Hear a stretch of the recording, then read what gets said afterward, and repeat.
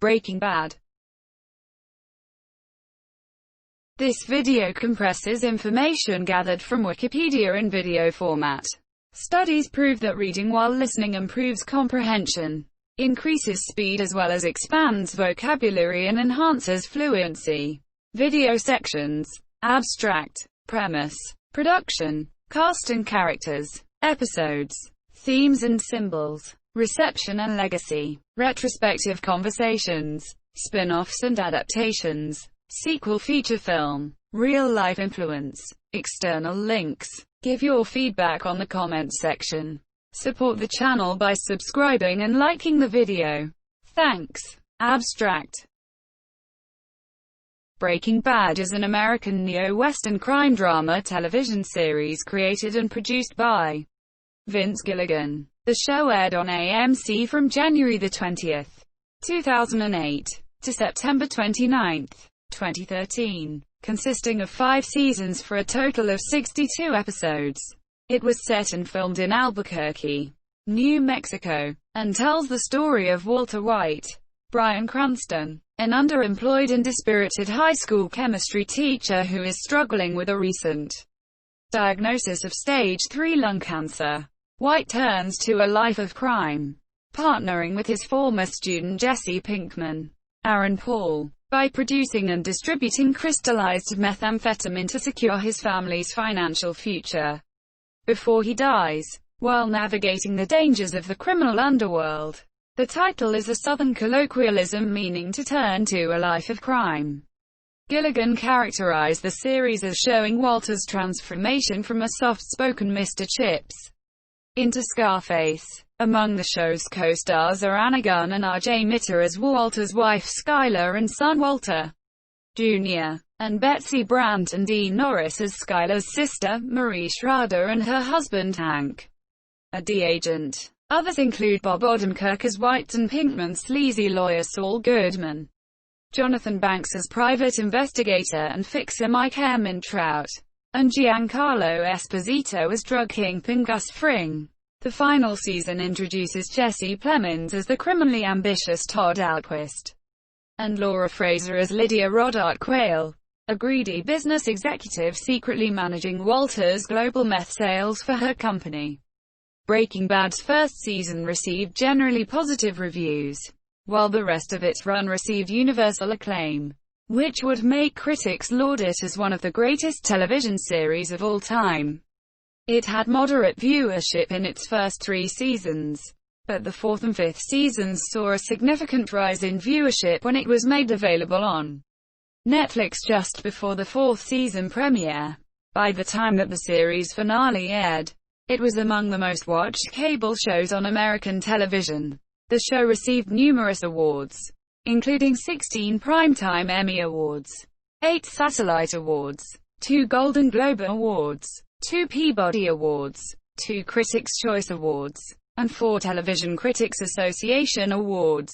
Cranston won the Primetime Emmy Award for Outstanding Lead Actor in a Drama Series 4 times, while Aaron Paul won the Primetime Emmy Award for Outstanding Supporting Actor in a Drama Series 3 times. Anna Gunn won the Primetime Emmy Award for Outstanding Supporting Actress in a Drama Series twice. In 2013, Breaking Bad entered the Guinness World Records as the most critically acclaimed show of all time. Better Call Saul, a prequel series featuring Odenkirk, Banks, and Esposito reprising their Breaking Bad roles, debuted on AMC on February 8, 2015, and has been renewed for a final 6th season. The sequel film El Camino, a Breaking Bad movie starring Aaron Paul, was released on Netflix and in theaters on October 11, 2019. Premise: set in Albuquerque, New Mexico, between 2008 and 2010, Breaking Bad follows Walter White, a meek high school chemistry teacher who transforms into a ruthless player in the local methamphetamine drug trade, driven by a desire to provide for his family after being diagnosed with terminal lung cancer. Initially making only small batches of meth with his former student Jesse Pinkman in a rolling meth lab, Walter and Jesse eventually expand to make larger batches of a special blue meth that is incredibly pure and creates high demand. Walter takes on the name of Heisenberg to mask his identity because of his drug-related activities. Walter eventually finds himself at odds with his family, the Drug Enforcement Administration, through his brother-in-law Hank Schrader, the local gangs, the Mexican drug cartels and their regional distributors, putting his life at risk. Production. Breaking Bad was created by Vince Gilligan, who spent several years writing the Fox series The X-Files. Gilligan wanted to create a series in which the protagonist became the antagonist. Television is historically good at keeping its characters in a self-imposed stasis so that shows can go on for years or even decades, he said. When I realized this, the logical next step was to think, how can I do a show in which the fundamental drive is toward change? He added that his goal with Walter White was to turn him from Mr. Chips into Scarface. Gilligan believed the concept of showing the full drastic transformation of a character across the run of a television show was a risky concept and would be difficult to pitch without other powerful factors to support it, such as strong cinematography and acting. The show title is a Southern colloquialism meaning, among other things, raising hell, and was chosen by Gilligan to describe Walter's transformation. According to Time Entertainment editor Lily Rothman, the term has a broader meaning and is an old phrase which connotes more violence than raising hell does. Words possess a wide variety of nuances. To break bad can mean to go wild, to defy authority, and break the law, to be verbally combative, belligerent, or threatening, or, followed by the preposition on, to dominate or humiliate. The concept emerged as Gilligan talked with his fellow X-Files writer Thomas Schnauz regarding their current unemployment and joked that the solution was for them to put a meth lab in the back of an RV and around the country cooking meth and making money. After writing the concept for the show and pilot, Gilligan pitched it to Sony Pictures Television, who became very interested in supporting it. Sony arranged for meetings with the various cable networks. Showtime passed on this, as they had already started broadcasting Weeds, a show with similarities to the premise of Breaking Bad, while his producers convinced him that the show was different enough to still be successful. Gilligan later stated that he would not have gone forward with the idea had he known about Weeds earlier. Other networks like HBO and TNT also passed on the idea. But eventually FX took interest and began initial discussions on producing the pilot. At the same time, FX had also started development of Dirt, a female-centric crime-based drama series. And with 3 existing male-centric shows already on the network, FX passed up Breaking Bad for Dirt. One of Gilligan's agents spoke to Jeremy Elise, the director of original programming for AMC, who was looking for more original shows to add alongside their upcoming Mad Men. Elise was intrigued, and soon a meeting was set up between Gilligan, Elise, and 2 programming executives. Gilligan was not optimistic about this meeting, fearing they would just put him off. But instead all 3 showed great interest, and the meeting ended up establishing how AMC would acquire the rights from FX and set the pilot into production. It took about a year following this meeting before Sony had set up the right with AMC and production could start. The network ordered 9 episodes for the first season, including the pilot, but the 200,708 Writers Guild of America strike limited the production to 7 episodes, as well as delaying the start of production for the second season. Within the original 9-episode arc, he had planned to kill off Jesse or Hank, as a ballsy moment to end the season on. This death was eliminated with the limited episode count, which Gilligan found to be a net positive given the strength of acting that both Paul and Norris brought to these roles through the seasons. The strike also helped to slow down production long enough for Gilligan and his writing team to readjust the pacing of the show, which in the original arc had been moving too quickly. Gould stated that the writers' strike saved the show, as if they had produced the 2 additional episodes in the first season, they would have gone down a different creative path that he believes would have led to the show's cancellation by its 3rd season. The initial versions of the script were set in Riverside, California, but at the suggestion of Sony, Albuquerque was chosen for the production's location due to the favorable financial conditions offered by the state of New Mexico. Once Gilligan recognized that this would mean we'd always have to be avoiding the Sandia Mountains in shots directed toward the east, the story setting was changed to the actual production location.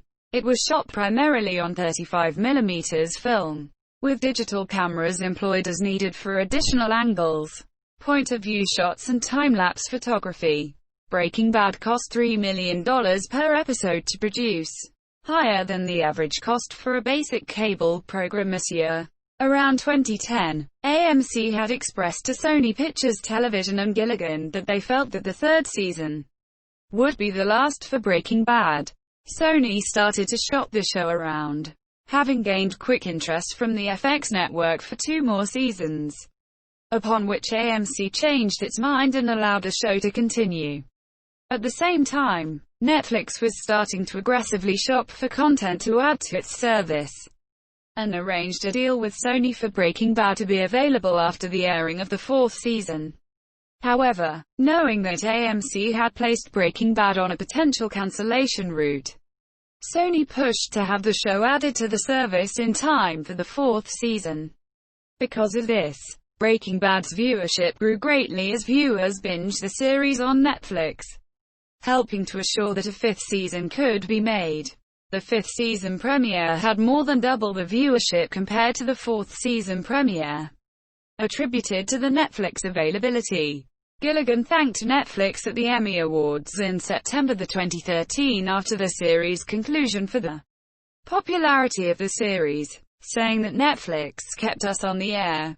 As the series progressed, Gilligan and the writing staff of Breaking Bad made Walter increasingly unsympathetic. Gilligan said during the run of the series, "He's going from being a protagonist to an antagonist. We want to make people question who they're pulling for, and why." Cranston said by the 4th season, "I think Walt's figured out it's better to be a pursuer than the pursued. He's well on his way to badass." In July 2011, Vince Gilligan indicated that he intended to conclude Breaking Bad at the end of its 5th season. In early August 2011, negotiations began over a deal regarding the 5th and possible final season between the network, AMC, and Sony Pictures Television, the production company of the series. AMC proposed a shortened 5th season to cut costs, but the producers declined.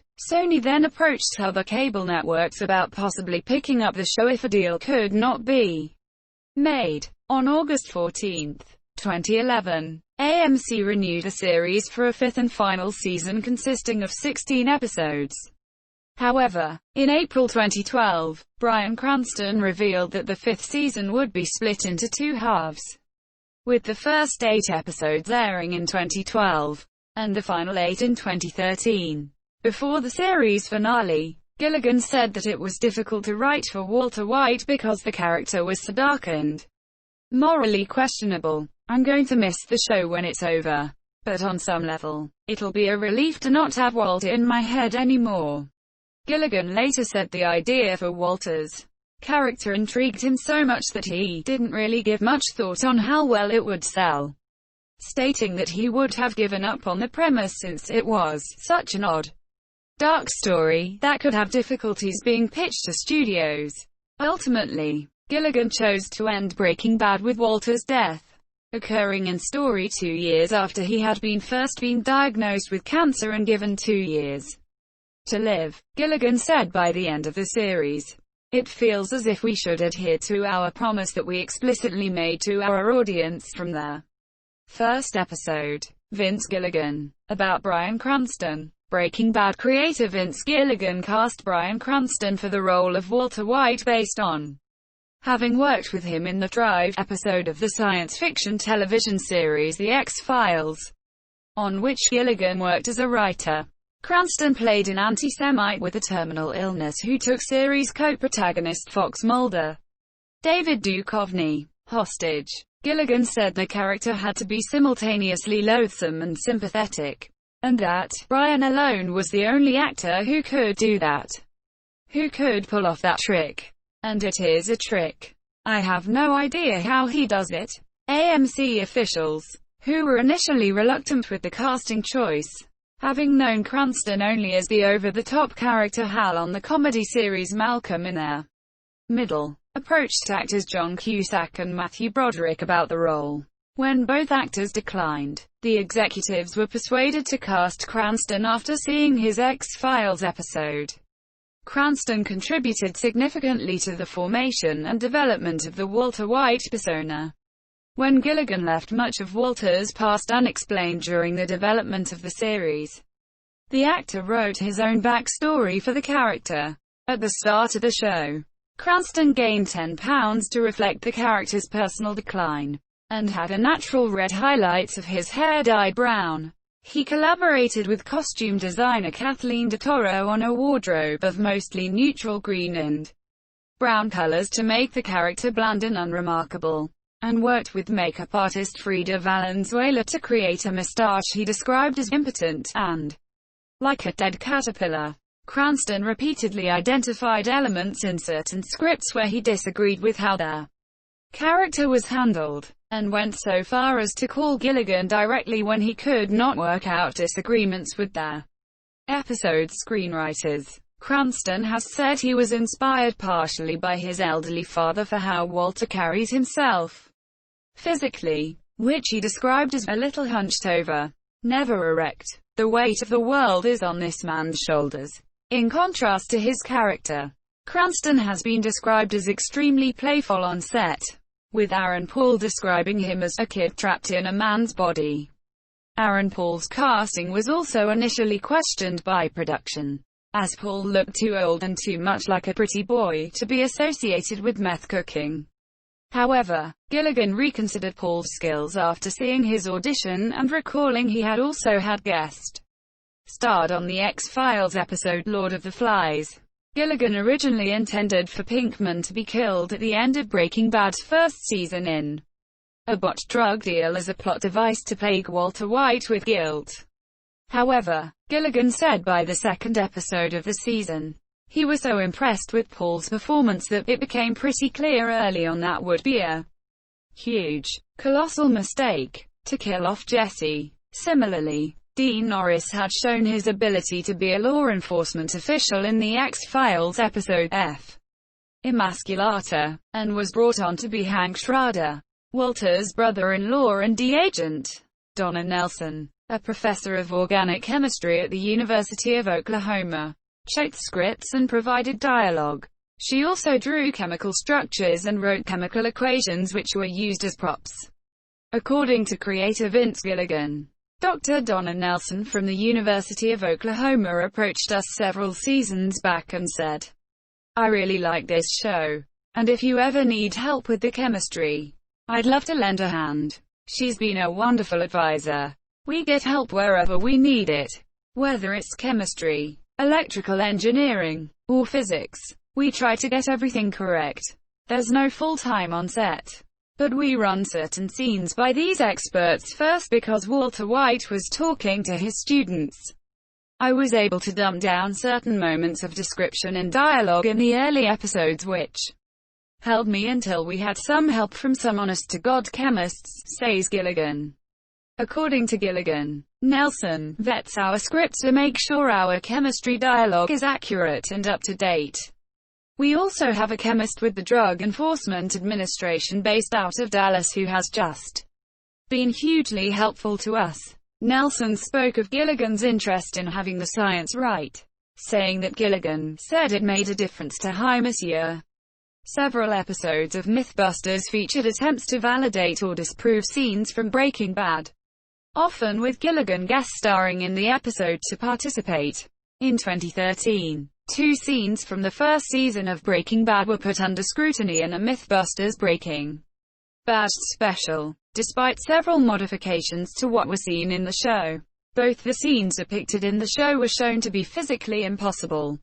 It was shown impossible to use hydrofluoric acid to fully dissolve metal, flesh, or ceramic as shown in the episode Cats in the Bag, and that while it was possible to throw fulminated mercury against the floor to cause an explosion, as in the episode Crazy Handful of Nothin', Walter would have needed a much larger quantity of the compound and thrown at a much faster speed, and likely would have killed all in the room. A later Mythbusters episode, Blow It Out of the Water, tested the possibility of mounting an automated machine gun in a car as in the series finale, Felina, and found it plausible. An episode of Mythbusters Jr. proved that it was impossible for an electromagnet to draw metallic objects from across a room as in the episode Live Free or Die. Jason Wallach of Vice magazine commended the accuracy of the cooking methods presented in the series. In early episodes, a once common clandestine route, the Nagai red phosphorus iodine method, is depicted, which uses pseudoephedrine as a precursor to D+ methamphetamine. By the season 1 finale, Walt chooses to use a different synthetic route based on the difficulty of acquiring enough pseudoephedrine to produce on the larger scale required. The new method Walt chooses is a reductive amination reaction, relying on phenyl 2-propanone and methylamine. On the show, the phenyl 2-propanone, otherwise known as phenylacetone or P2P, is produced from phenylacetic acid and acetic acid using a tube furnace and thorium dioxide, though too, as a catalyst. As mentioned in episodes, a no rough stuff type deal, and IMAs. P2P and methylamine form an amine intermediate. Reduction of this P2P methylamine amine intermediate is performed using mercury-aluminum amalgam, as shown in several episodes including Hazard Pay. One of the important plot points in the series is that the crystal meth Walter cooks has very long crystals, is very pure, and, despite its purity, has a strong cyan blue color. Truly ultra-pure crystal meth would tend to be clear or white. In their article, Die Chemie bei Breaking Bad, on Chemie in unserer Zeit, translated into English on Chemistry Views as the Chemistry of Breaking Bad, Tunger Salthammer and Falk Harnish discuss the plausibility of the chemistry portrayed in certain scenes. According to the two, chemistry is clearly depicted as a manufacturing science without much explanation of analytical methods being provided. On the other hand, serious scientific subjects are mixed into the dialogue in order to show a world where chemistry plays a key role. Michael Slovis was the cinematographer of Breaking Bad beginning with the second season, and he received critical acclaim for his work throughout the series. Critics appreciated the bold visual style adopted by the TV series. Although series creator Vince Gilligan and Slovis wanted to shoot Breaking Bad in CinemaScope, Sony and AMC did not grant them permission. Gilligan cited Sergio Leone's westerns as a reference for how he wanted the series to look. For his work, he received 4 Primetime Emmy Award nominations for Outstanding Cinematography for a 1-hour series and Outstanding Cinematography for a single-camera series. Breaking Bad was shot on 35mm movie film because of the robustness of the equipment and to keep a focus on shooting scenes economically. Also, it allows a later digital transfer to 4K Ultra HD resolution. By the end of the 5th season, episodes had cost upwards of $6 million to produce. Kelly Dixon was one of the few editors of Breaking Bad and edited many of the series' meth montages. For the montages, she would use techniques such as jump cuts and alternating the speed of the film, either faster or slower. For her work, she received 6 Primetime Emmy Award nominations for Outstanding Single-Camera Picture Editing for a drama series and won the award in 2013. Cast and characters should really focus on doing something else. But I think any good drama worth its weight always has a sprinkling of comedy in it, because you can ease the tension to an audience when it's necessary, and then build it back up again. Walt White has no clue he's occasionally funny, But as an actor, I recognize when there are comedic moments and opportunities. Having played so many cops, I've talked with a lot of technical advisors, so I've been able to pick up a lot. Coincidentally, one of my best friends growing up is a cop in Chicago, and one of my other best friends out in LA is a sheriff. So I get to see all the components of that culture. I thought about Robert Evans because I've listened to The Kid Stays in the Picture on CD. He's constantly switching up his cadence and his delivery. He emphasizes interesting words. He has loads of attitude in almost every line that he says.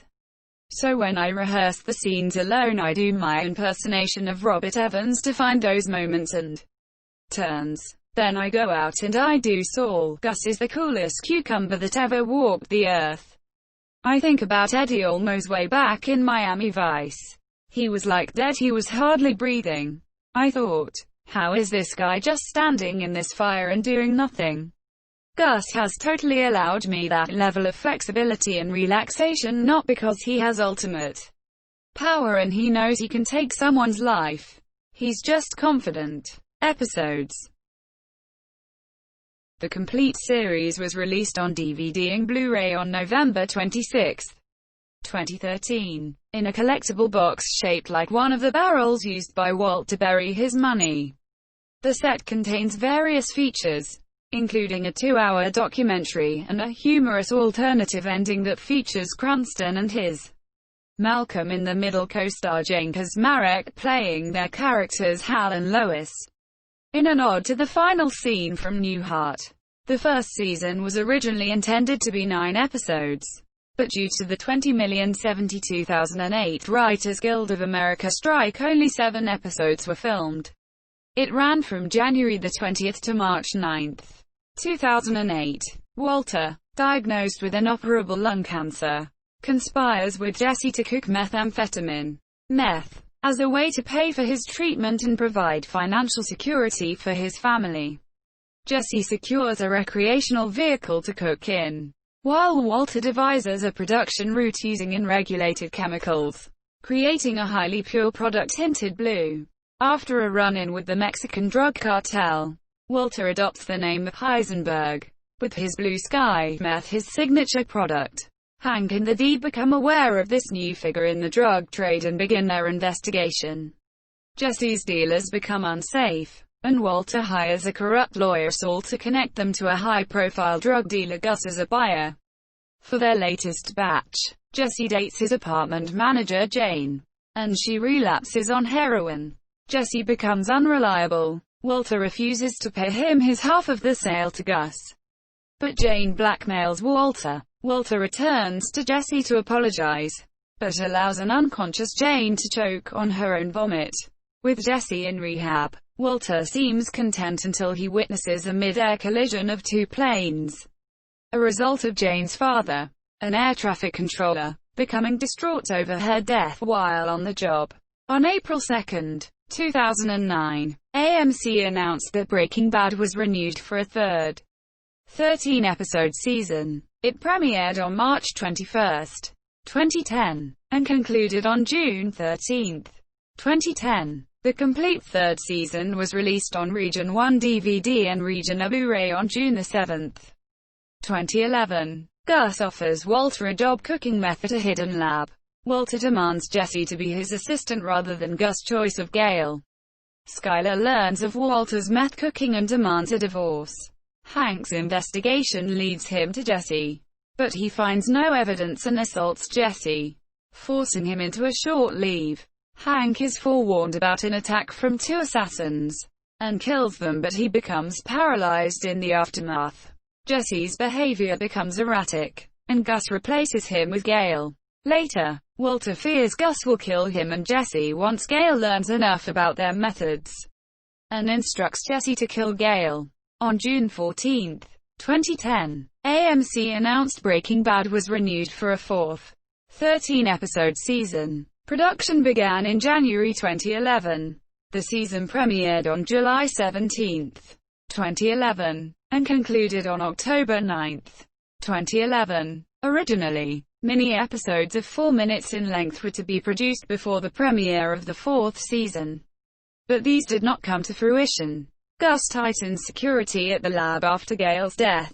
Gus and Mike work to drive a wedge between Walter and Jesse, seeking to coerce Jesse to be their solitary cook by capturing Walter while at the same time eliminating the Mexican cartel. Skyler accepts Walter's meth cooking and works with Saul to launder his earnings. Hank, while recovering, tracks Gail's death to Gus and the drug trade. Gus releases Walter and plans to kill Hank. Walter tricks Jesse into turning against Gus and convinces Hector to detonate a pipe bomb in the same room as Gus, killing them both. On August 14, 2011, AMC announced that Breaking Bad was renewed for a fifth and final season consisting of 16 episodes. Season 5 is split into 2 parts, each consisting of 8 episodes. The first half premiered on July 15, 2012, while the second half premiered on August 11, 2013. In August 2013, AMC released a trailer promoting the premiere of final season with Bryan Cranston reading the poem Ozymandias by Percy Bysshe Shelley over time-lapse shots of Breaking Bad locations. After the death of Gus, Walter, Jesse, and Mike start a new meth business. When their accomplice Todd kills a child witness during their theft of methylamine, Jesse and Mike sell their share to Declan. Walter produces meth for Declan, and Gus' former associate Lydia starts distribution in Europe, which is so successful that Walter earns $80 million United States dollars, which he buries on the Tohadjali Indian reservation. Hank attempts to prove Walter is Heisenberg. Walter kills Mike when he demands his share of the money and hires Jack's gang to kill Mike's associates and Jesse. The gang turns on Walter, kills Hank, captures Jesse, and takes most of Walter's money. Walter uses the remainder to escape to New Hampshire. Walter intends to surrender, but changes course after Elliot and Gretchen minimize his involvement in starting Gray Matter. He leaves his money in a trust which Elliot and Gretchen would administer for his children. He confesses to Skyler that he dealt drugs because he liked it. At Jack's compound, Walter kills Jack and the rest of his gang with a remote-controlled machine gun and freezer. Imprisoned Jesse, who kills Todd, wounded in the aftermath. He asks Jesse to kill him, but Jesse refuses and departs. Walter reminisces in Jack's meth lab and eventually dies. Themes and symbols. In an interview with the New York Times, creator Vince Gilligan said the larger lesson of the series is that actions have consequences. He elaborated on the show's philosophy. If religion is a reaction of man, and nothing more, it seems to me that it represents a human desire for wrongdoers to be punished. I hate the idea of Idi Amin living in Saudi Arabia for the last 25 years of his life. That galls me to no end. I feel some sort of need for biblical atonement, or justice, or something. I like to believe there is some comeuppance. That karma kicks in at some point, even if it takes years or decades to happen. My girlfriend says this great thing that's become my philosophy as well. I want to believe there's a heaven, but I can't not believe there's a hell. In a piece comparing the show to The Sopranos, Mad Men and The Wire, Chuck Klosterman said that Breaking Bad is built on the uncomfortable premise that there's an irrefutable difference between what's right and what's wrong, and it's the only one where the characters have real control over how they choose to live. Klosterman added that the central question of Breaking Bad is, what makes a man bad, his actions, his motives, or his conscious decision to be a bad person. Klosterman concluded that, in the world of Breaking Bad, goodness and badness are simply complicated choices, no different than anything else. Ross Douthat at the New York Times, in a response to Klosterman's piece, compared Breaking Bad and The Sopranos, stating that both series are morality plays that are both interested in moral agency. Douthat went on to say that Walter White and Tony Soprano represent mirror-image takes on their problem of evil, damnation, and free will. Walter is a man who deliberately abandons the light for the darkness, while Tony is someone born and raised in darkness, who turns down opportunity after opportunity to claw his way upward to the light. The show explores most of the main characters' connections to their families in great detail. Walt justifies his decision to cook crystal meth and become a criminal because of his desire to provide for his family. In the third season he tries to exit the business because it has driven Skylar to leave Hi Monsieur. Gus convinces him to stay, telling him it is a man's job to provide for his family, even if he is unloved. In the final episode of the series, however, Walt finally admits to Skylar that the main motivation for his endeavors in the meth business was his own interest. In spite of secretly securing the $9.72 million he had managed to salvage for her and the children, Jesse's loneliness in the early seasons of the show can be partly explained by his parents' decision to kick him out of their home due to his drug-related activities. This parental disconnect brings him closer to Jane, whose father berates her for her drug use. When Walt crosses paths with Jane's father, Walt refers to Jesse as his nephew and laments the fact that he cannot get through to Hi Monsieur. Jane's father responds by telling him to keep trying, saying, "Family, you can't give up on them. Ever. What else is there?" Jane's subsequent death, which Walt purposefully did not prevent, is a major factor in her father causing the airliner crash at the end of the second season. Even the show's more hardened characters maintain ties to family. In the second season, Tuco Salamanca spends time caring for his physically disabled uncle, Hector. When Tuco is killed by Hank, his cousins vow revenge. Their actions are further explained in a flashback, where Hector explains to the brothers that La Familia es todo. Family is everything. Gustavo Fring's franchise Los Pollos Hermanos translates to the Chicken Brothers. This refers to the fact that the company was co-founded by Gus and a man named Max, with whom he shared a close personal connection. When Max is killed by Hector Salamanca, Gus vows to destroy the Salamanca family. In the first part of the fifth season, it is explained that Mike Ehrmantraut's intentions for being in this business were to provide for his granddaughter's future, and by his final episode he is conflicted when having to leave her in a park by herself once he has been warned that the police are onto Hi Monsieur during the second part of the fifth season. White supremacist Jack Welker says don't skimp on family, and he lets Walt live after capturing him in the desert because of love for his nephew Todd Alquist, who has great respect for Walt. Lydia Rodart Quayle repeatedly demands that if Mike insists on killing her, that he leave her in her apartment so her daughter can find her. Fearful she will think Lydia abandoned her. Much like Walt and Mike, Lydia seems to engage in the meth business in order to provide for her daughter, with actress Laura Fraser stating in an interview that Lydia's daughter is important to how Lydia justified what she did to herself. A motif within the second season is the image of a damaged teddy bear and its missing eye. The teddy bear first appears at the end of the music video, Fallacies for Jesse's band, Taut Hammer, which was released as a webisode in February 2009 leading to the second season. The teddy bear can also be spotted on the mural on Jane's bedroom wall during the final episode of the second season, further connecting the crash to Jane. It is seen in flash-forwards during 4 episodes, the titles of which, when put together in order, form the sentence, 737 down over ABQ.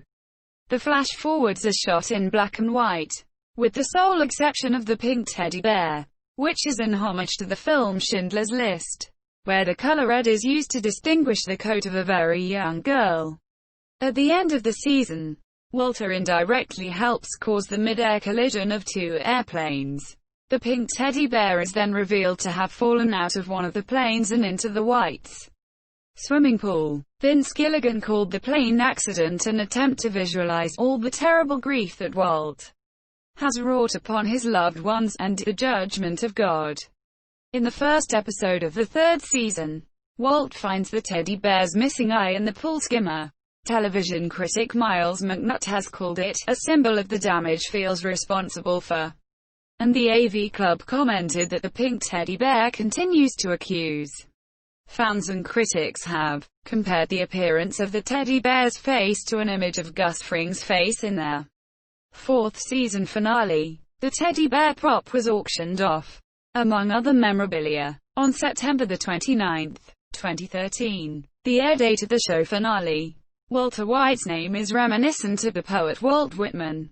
During the series, Gail Boher gives Walt a copy of Whitman's Leaves of Grass.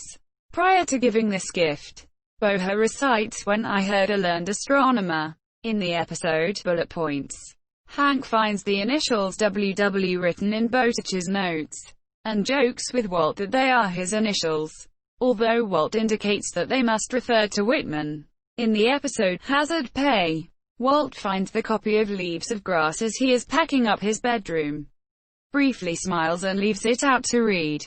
This occurs at an especially high point in his life, where he feels that things are coming together and he is succeeding in all his ventures. A poem in the book, Song of Myself, is based on many of these same feelings, furthering the connection between Walt's life and Whitman's poetry.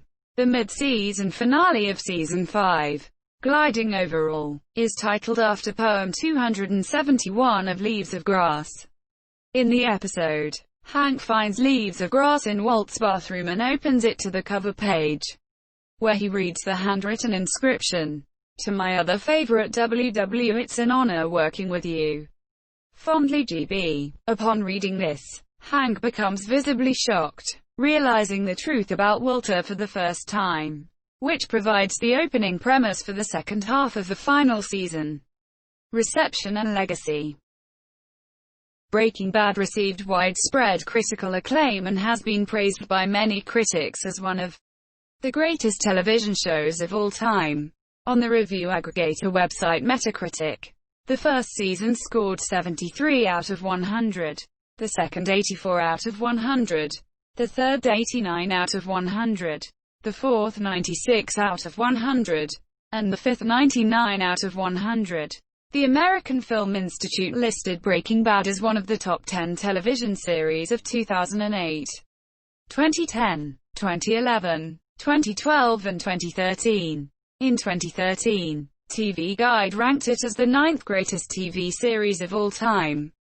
By its end, the series was among the most watched cable shows on American television, with audience numbers doubling from the 4th season to the 5th.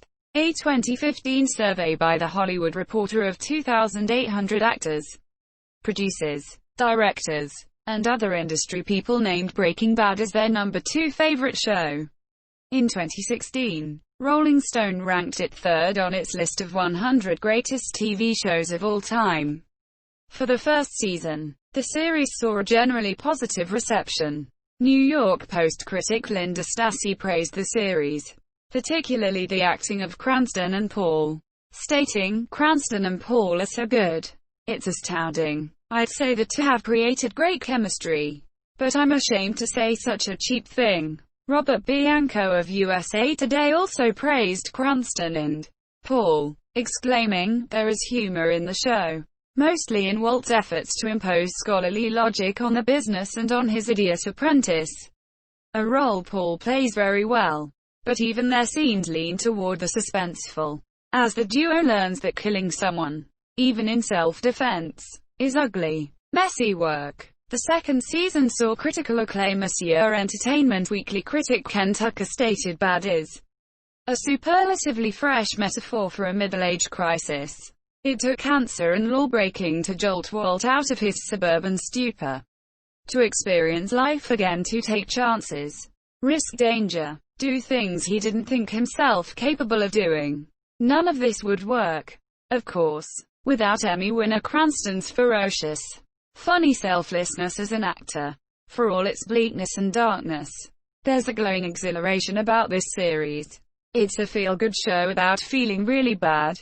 San Francisco Chronicle's Tim Goodman claimed the first 3 episodes of Season 2 that AMC sent out continue that level of achievement with no evident missteps. In fact, it looks as if Gilligan's bold vision for Breaking Bad, now duly rewarded against all odds, has invigorated everyone involved in the project.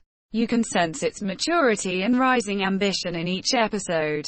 Horror novelist Stephen King lauded the series, comparing it to the likes of Twin Peaks and Blue Velvet. The third season also saw critical acclaim as Time proclaimed. It's a drama that has chosen the slow burn over the flashy explosion. And it's all the hotter for that choice. Newsday stated Breaking Bad was still TV's best series. And it stayed true to itself. Tim Goodman praised the writing, acting, and cinematography, pointing out the visual adventurousness of the series. Goodman went on to call the show's visuals a combination of staggering beauty. The directors make use of numerous wide-angle landscape portraits and transfixing weirdness. After the finale aired, the AV Club said that Season 3 was one of television's finest dramatic accomplishments. And what makes it so exciting, what makes the recognition of the current golden age so pressing is that the season has not been, as put it in another context, television good. The heart-in-the-throat quality of this season comes as much from the writers' exhilarating disregard for television conventions as from the events portrayed. Season 4 won near universal critical acclaim as the Boston Globe referred to the show as a taut exercise in withheld disaster and declared the show riveting. The Pittsburgh Post-Gazette labeled the series smart and thought-provoking that elevates the artistic achievements of the medium. Season 4 was listed by many critics as one of the best seasons of television in 2011. Time listed Walter White's "I am the one who knocks" line as one of the best television lines of 2011. The Pittsburgh Post-Gazette listed it as the best series of 2011 while noting that Breaking Bad is that rare TV series that has never made a seriously damaging storytelling misstep. The AV Club's review of the finale summed it up as a fantastically fitting end for a season that ran in slow motion, starting and continuing with so many crises begging for resolution week after week. Now the decks are cleared. But that doesn't mean anybody is home free. Nothing's ever easy on Breaking Bad. The reviewer continued to exalt the season, and proclaimed, "What a season of television, truly something none of us could ever have expected, or claimed we deserved." Both halves of the fifth season received overwhelming critical acclaim this year following the end of the series. Critic Nick Harley summarized his commendation of the show. Expertly written, virtuosic with its direction, and flawlessly performed, Breaking Bad is everything you could want in a drama. Critics will spend the next decade dissecting and arguing about what made it great. But the reasons are endless and already well documented. During the final season, the show also received praise from George R. Martin, author of the A Song of Ice and Fire novels, particularly the episode Ozymandias. Martin commented that Walter White is a bigger monster than anyone in Westeros. In his review of the second half of Season 5, Seth Amerton of IGN stated, "This final batch of Breaking Bad is one of the best run of episodes TV has ever offered," and praised Ozymandias in particular, referring to it as maybe the best episode of TV ever seen. Jonah Goldberg of National Review called it the best show currently on television, and perhaps even the best ever. The veteran actor Sir Anthony Hopkins wrote a letter of praise to Bryan Cranston, telling him that his performance as Walter White was the best acting I have seen ever. He lauded the rest of the cast and crew as well. The letter first appeared on Stephen Michael Quesada's, who portrayed the agent Stephen Gomez, Facebook page, and in spite of it being taken down, the letter soon went viral. In 2013, Guinness World Records named Breaking Bad the highest-rated TV series of all time, citing its Season 5 Metacritic score of 99 out of 100. Breaking Bad has been accused by some members of law enforcement and the legal community of normalizing or glorifying methamphetamine creation and usage. Some point to statistics suggesting that meth usage was at a low point in 2006. Just before the series premiered, but that it has increased since then. However, it is more likely that it was because in 2006 federal laws were passed making it harder to acquire the chemical precursors for making methamphetamine.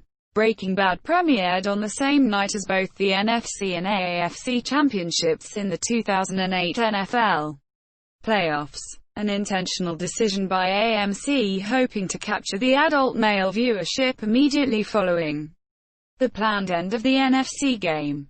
However, the game ran into overtime, cutting into the show's time slot in most of America. As a result, the pilot had only about 1.4 million viewers. Coupled with the ongoing writers' strike, the first season did not draw as large of a viewership as they expected. However, with subsequent seasons, viewership increased, avoiding the usual trend of downward viewership that most serialized shows had. Ratings further increased by the fourth season as, prior to airing, the previous seasons had been added to Netflix, boosting interest in the show. Breaking Bad is considered the first such show to have a renewed burst of interest due to the show being made available on Netflix.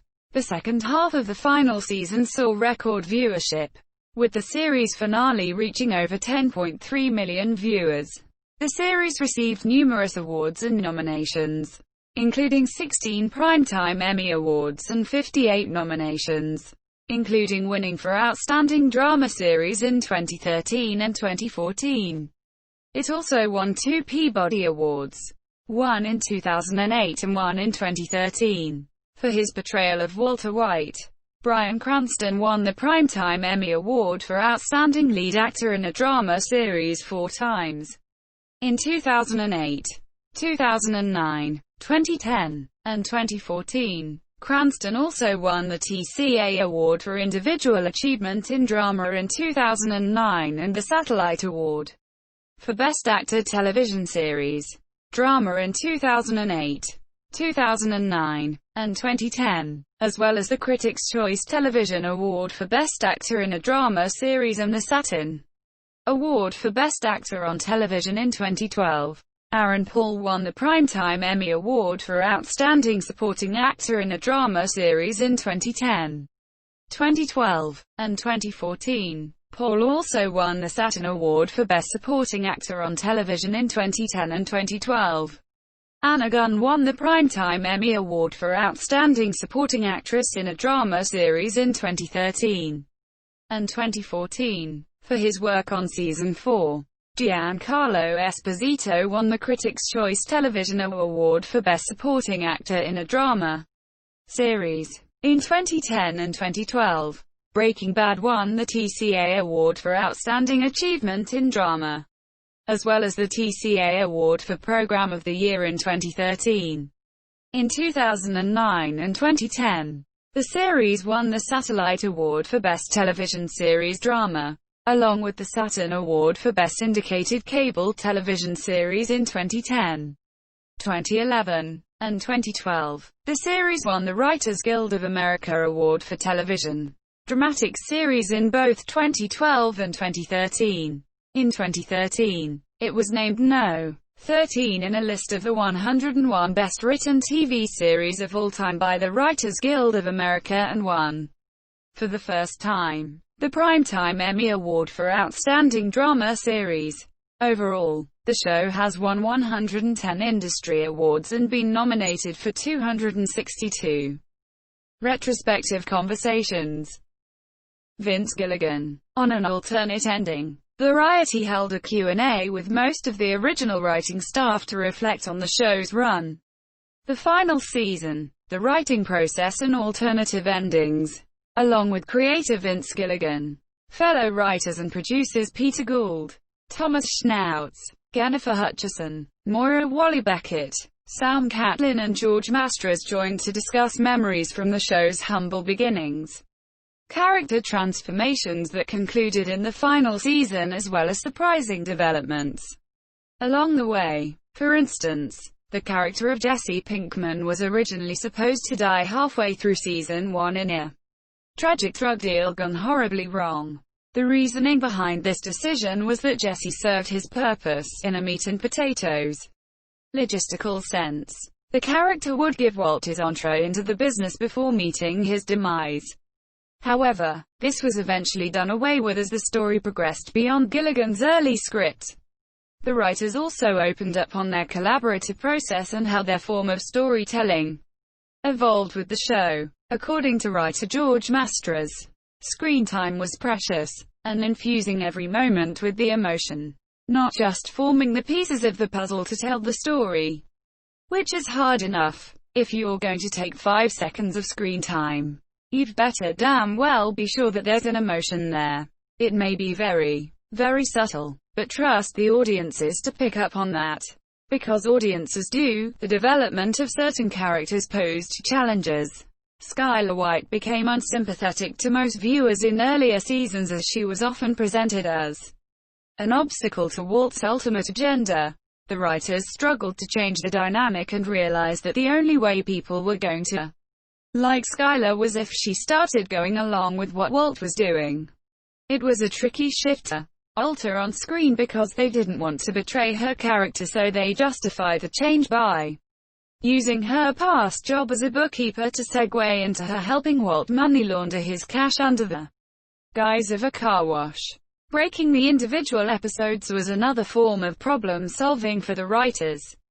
They stressed the importance of not letting the master plan stop them from staying true to the world they created. There came a point where tracking the characters on a moment-by-moment basis proved to be more useful rather than general direction of the story. Peter Gould said they would always start with the last thought in a character's head. Where's Jesse's head at? That was always the prelude to the breakthrough moment.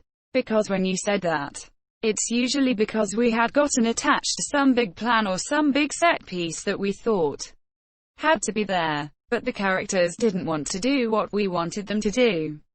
Director Rian Johnson worked on 3 episodes, Fly, 51, and Ozymandias, and in an interview with IGN shared his memories from behind the camera. He shed some light on the process, including the fact that he sat through tone meetings with Vince Gilligan. The two of them talked about every dramatic beat in a script, the distinct visual look of the show, and how the tonal shift of each scene had to feel natural while serving the main storyline of the particular episode. Johnson also revealed that he learned so much about working with actors because of his directing of Bryan Cranston and Aaron Paul, describing the experience as a free masterclass. When asked about the show's lasting legacy, Johnson offered up his thoughts. I think the seriousness and depth with which it took its characters is the thing that really makes it stand apart for me. And that's where the power of it comes from. Monsieur, obviously. Starting with Walter White, there's just very few stories that are told on that scale, that have a character who is that deeply considered at the center of it. And I've heard people describe it as Shakespearean. And I know that word gets tossed around a lot. But I think in this case it really does apply. And that speaks, not so much to the fact that he goes to a dark place, but the fact that his entire journey is so deeply resonant, because it's so deeply considered. Spin-offs and adaptations. On March 13, 2013, after several days of speculation fueled by Univision, Sony confirmed that it would be making a Spanish-language remake of Breaking Bad titled Metastasis, starring Diego Trujillo as Walter Blanco, Walter White, and Roberto Urbina as Jos Miguel Roses, Jesse Pinkman, alongside Sandra Reyes and Julian Arango in unnamed roles. On October 2, 2013, the cast list was revealed to include Reyes as Cielo Blanco, Skylar White, and Arango as Henry Navarro, Hank Schrader, and that the show would be set in Colombia. The equivalent of Saul Goodman is named Sal Bueno. Bob Odenkirk's character of Saul Goodman had become one of the show's more popular characters. And Odenkirk, Gilligan, and Peter Gould, who wrote the episode Better Call Saul, in which the character was introduced, started discussions near the end of Breaking Bad of a possible series expanding on the character, eventually settling on the idea of a prequel to show the origins of Saul about 6 years prior to the events of Breaking Bad. In April 2013, AMC and Sony Pictures Television expressed interest in Gilligan and Gould's spin-off series concept, and they officially ordered Better Call Saul in September 2013. The series focuses on Saul's life 6 years before he became Walter's lawyer as Jimmy McGill, a more earnest lawyer trying to turn away from his troublesome con-man days.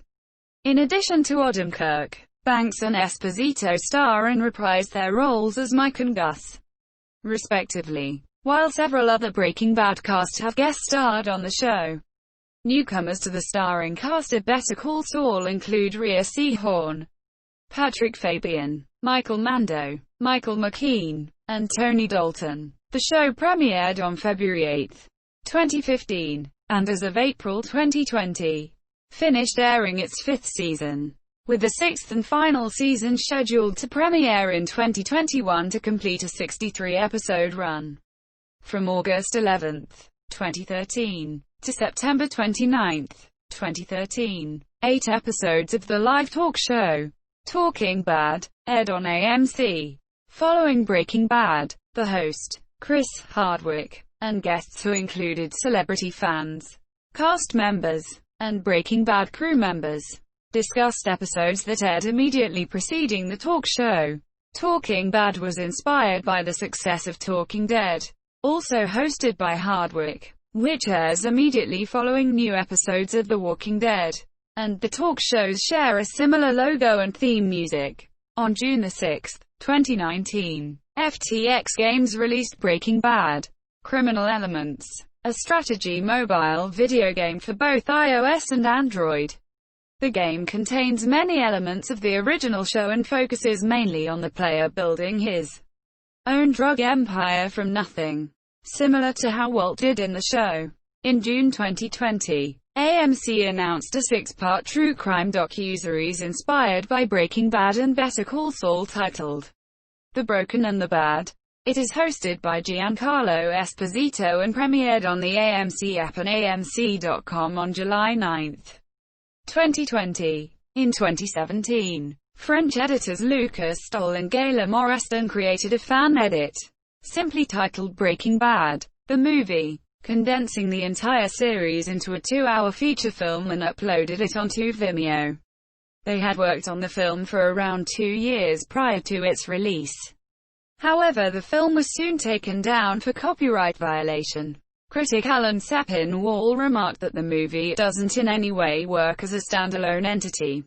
In order to achieve feature film length, notable side characters like Tuco Salamanca and the Salamanca cousins were cut entirely, and the conclusion to the Gustavo Fring story occurred off-screen. In July and August 2013, amidst the host of games, merchandise, podcasts, and various media AMC had released on the exclusives section of the show's official website.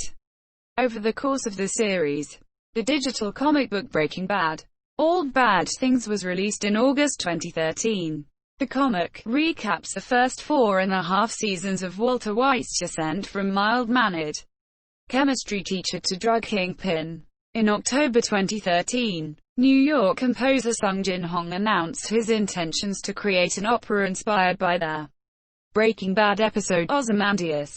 The mini-opera titled Breaking Bad Ozymandias is a combination of Percy Bysshe Shelley's sonnet Ozymandias, as well as the episode. Prior to the start of production of the 5th season, Jeffrey Katzenberg had approached the series creators and offered them to produce 3 additional episodes at $25 million United States dollars apiece, compared to the normal $3.5 million United States dollars cost of each episode, as to create material for his future streaming platform, Quibi. The episodes would have been broken up into 5 to 10-minute chapters as to fit Quibi's micro-format. The Breaking Bad team turned down this offer, namely as there was not much material they could continue into these episodes. Sequel feature film. Rumors of a Breaking Bad film, under the working title Greenbrier, had arisen beginning in 2018. The film was formally announced in February 2019, and was later revealed to be named El Camino, a Breaking Bad movie. The film was released exclusively on Netflix on October 11, 2019, and was broadcast on AMC on February 16, 2020. The film stars Paul reprising his role as Jesse, following the events of the series finale, Valina, as the character searches for his Fredo Monsieur real-life influence. In 2015, series creator Vince Gilligan publicly requested fans of the series to stop reenacting a scene from Caballo Sin Nombre, in which Walter angrily throws a pizza on his roof after his wife refuses to let him inside. This came after complaints from the home's real-life owner. Cranston reprised his role of the character in a commercial for Assurance which aired during Super Bowl 49, 1 week before the premiere of Breaking Bad spin-off Better Call Saul. A Breaking Bad fan group placed a paid obituary for Walter White in the Albuquerque Journal. October 4, 2013. On October 19, 2013, a mock funeral procession and service for the character was held at Albuquerque's Sunset Memorial Park Cemetery. A headstone was placed with a photo of Cranston as White. While some residents were unhappy with the makeshift gravesite for closure with the show, tickets for the event raised nearly $17,000 for a local charity called Healthcare for the Homeless. Several attempts to create a real restaurant concept after Los Pollos Hermanos have occurred, most notably in 2019. Family Style, Inc., a chain of restaurants in California, Nevada, and Illinois, which secured rights from Sony and with Gilligan's blessing to sell chicken dinners through Uber Eats under the name and branding Los Pollos Hermanos in a 3-year deal.